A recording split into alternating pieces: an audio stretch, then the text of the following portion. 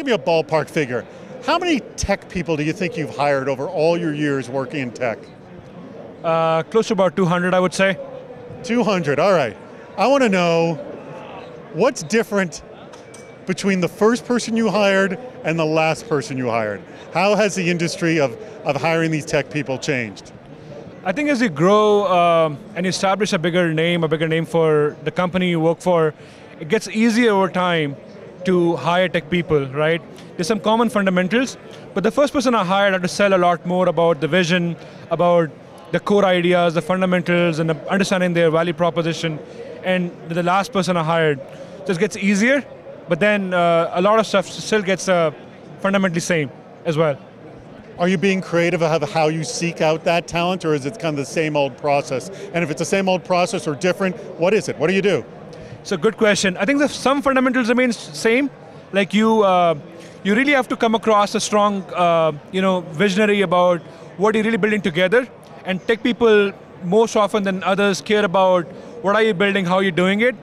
What has changed over time is your reach into them. You used to attract them in events like these, or you should attract them in billboards or other forums, and now you follow them on Facebook, you follow them on LinkedIn, you follow them on Twitter, and then you put a brand across them about things they care about and things you care about, and is it a common ground to meet and discuss.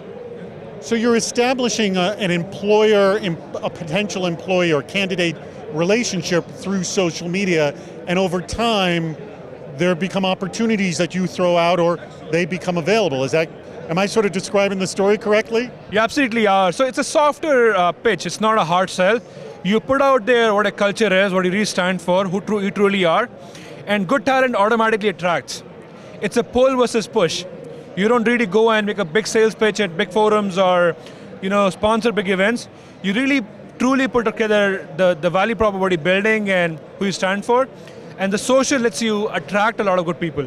You have to create a culture of humility and also a culture of curiosity.